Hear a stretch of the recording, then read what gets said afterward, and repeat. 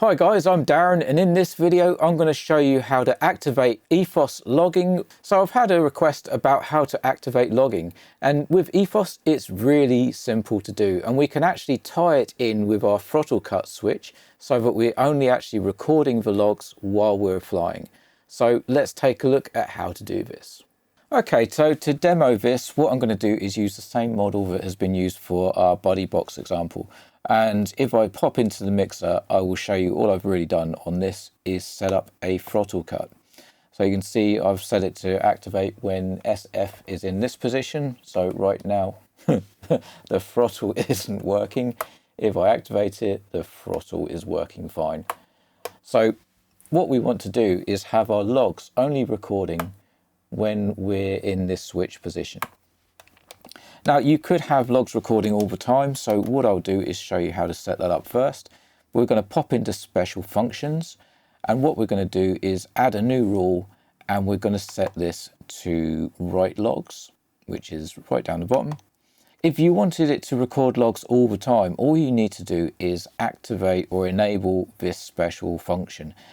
If you do that, it will be writing logs all the time, but it's worth taking a look at the settings first. You have a write interval where you can change the amount of time elapsed before it will update the log.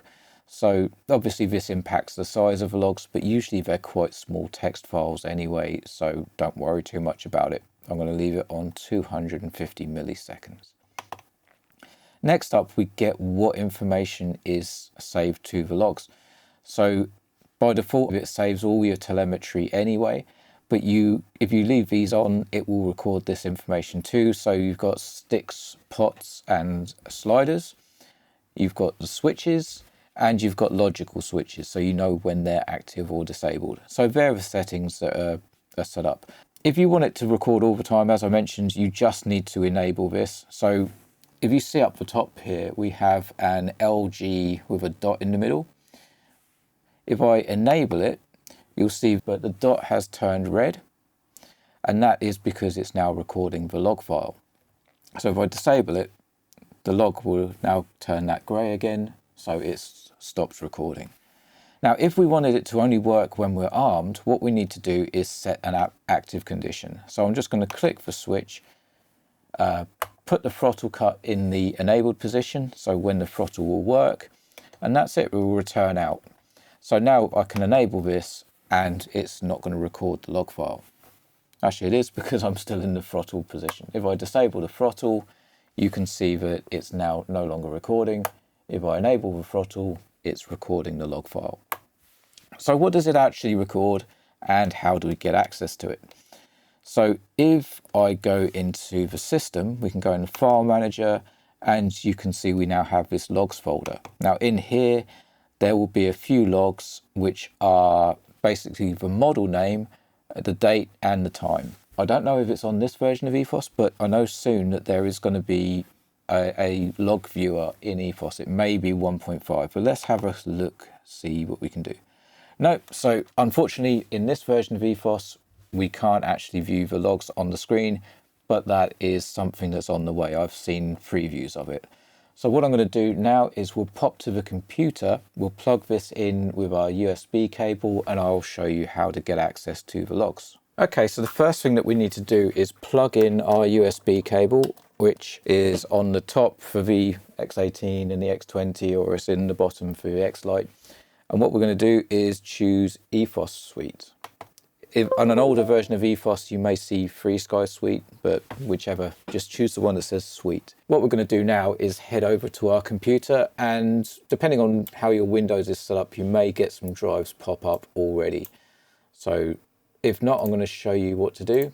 You need to open Windows Explorer, and what we're going to do is go down and find our SD card. Now I've renamed mine to SD and X20S. But if you haven't done this, it's going to be the bigger of the two. So if we right click and look at properties, you'll see this one is about 32 gigabytes, because I've got a 32 gigabyte SD card in here. And if we right click on this one, we will see it's only 8 megabytes, which is the internal flash. If you're using an X18 or another transmitter with NAND storage, that will again be the size that it says on the spec for that radio.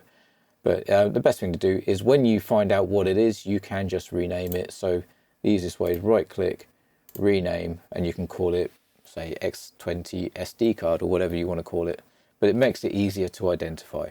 Another thing that may happen is, depending on how you've got your radio set up, on an X18, it may well store the log files on the NAND storage. So wherever you've chosen to save these things, that's where you need to look. So we're going to find our logs folder, and then you see here we have our CSV files. Now a CSV file is a comma separated value file. So you can open this up in any spreadsheet really. So stuff like Microsoft Excel or OpenOffice Calc, something like that will open these files. So let's take a look at one of these files. So if I open up the top one, you can see that this is basically what's been recorded. So what we have is the date. So this is all what you've got set on your system on the transmitter. So we have the 22nd of April, which is today. Then we have time, which is hours in a 24-hour clock, minutes, and we have tenths of a minute, which is a bit strange, but that's what we've got. Next up, we have our battery voltage from the transmitter. We have the analog sensor from the receiver. We have RSSI, which is basically the strength of the signal it's receiving from the receiver. We have a lot of different telemetry. So we have angle. Oh yeah, of course, this is the stabilized receiver. That's quite nice. So we actually get the angle that the aircraft is at. So if you're trying to tune, that's quite useful. We have VFR, which is valid frame rate, which is a much better reference than using RSSI these days. We have the G indicated. Again, I believe this is going to be from the receiver. Next, we get to rudder, elevator, throttle, and aileron. These are the stick positions. So that's actually what you move your sticks to. We have the pot positions. We have the left and right sliders. And then we have the switch positions and the logical switch indicators. So you have access to all your data here. Obviously, if you had more telemetry sensors like GPS, variometer, altitude, all that sort of stuff, it will also show up here. So that's where you can get access to the logs. What can you do with this? You can use it for maybe debugging. As we mentioned, it's got the angle for roll and pitch, so you could use it for tuning your stabilizer. You could use it for GPS position and altitude if you've got that, for plotting your flight on Google Maps. So you can check your RX battery to see how much it actually got down to. There's a lot of different things you can do with these files. But if you're interested in logs and you're watching this video, you probably have an idea of what you want to do with it anyway. So hopefully this video helped you with how to set up recording them. If it did, please remember to give it a thumbs up and click the subscribe and the bell icon. That can help get this video out to more people so they can learn how to do this too. Thank you very much for watching, guys. See you on the next one. Fly models like you stole them.